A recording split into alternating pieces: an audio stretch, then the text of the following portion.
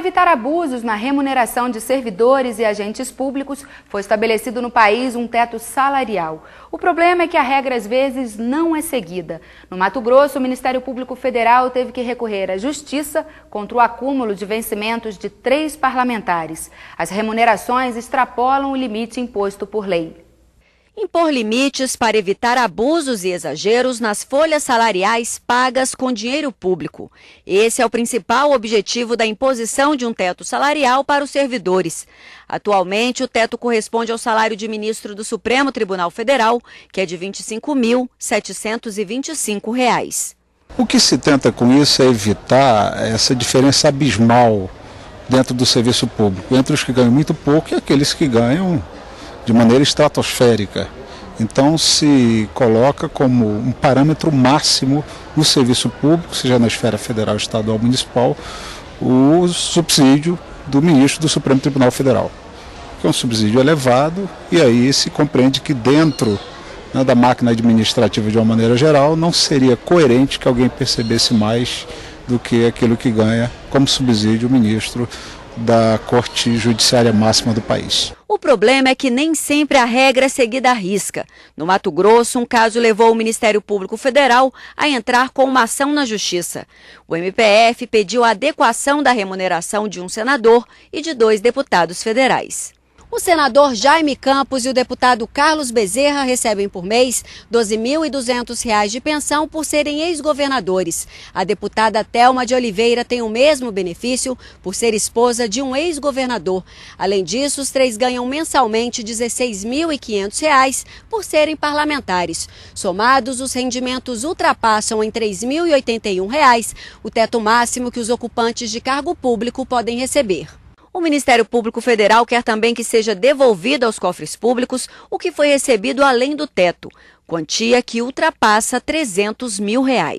Eu acho muito salutar que o Ministério Público Federal ingresse na esfera judicial para que esse tipo de coisa seja coibida, e inclusive exigindo que haja a devolução daquilo que se percebeu a mais. Porque essa percepção exagerada, ela é uma afronta à Constituição Federal e, evidentemente, isso é algo que tem que ser coibido. A Justiça em Mato Grosso acatou a ação do Ministério Público Federal e determinou a adequação da remuneração dos parlamentares. Mas a União solicitou ao Tribunal Regional Federal que suspendesse a decisão de primeira instância. O TRF negou o pedido e fixou o prazo de 30 dias para que a adequação fosse feita, sob pena de multa diária de R$ 10 mil.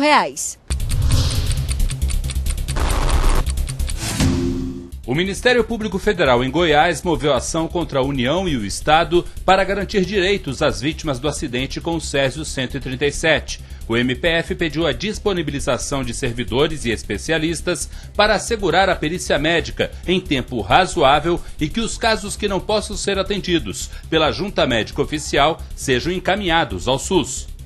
Em São Paulo, o MPF denunciou uma ex-estagiária da Caixa Econômica Federal que desviava dinheiro de correntistas para sua própria conta. O valor total das transferências foi de R$ 4.240. A fraude foi descoberta após reclamação de um dos correntistas prejudicados. Se condenada, a ex-estagiária pode pegar pena que varia de 2 a 12 anos de prisão, além do pagamento de multa.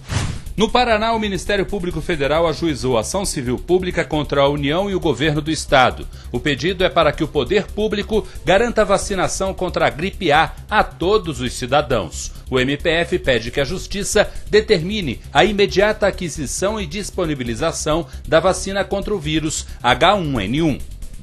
No Rio Grande do Norte, o Ministério Público Federal enviou uma recomendação à Anatel, Agência Nacional de Telecomunicações. O pedido é para que a agência regulamente uma norma que proteja o direito de clientes que acabam presos em contratos de fidelização com as empresas de telefonia móvel.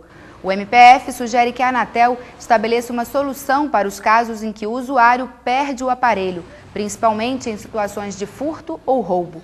Pela regra atual, ele é obrigado a pagar o plano até o final do contrato, o que gera um grande prejuízo. Segundo o MPF, a agência deve editar norma com 2 alternativas para as operadoras: dar um novo aparelho ao cliente ou aceitar o fim do contrato com a redução pela metade da multa rescisória.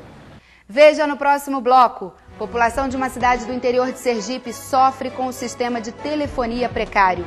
E ainda, índios no interior do Ceará pedem a demarcação da área onde vivem como terra indígena. O governo do estado quer usar o local para a construção de um polo industrial.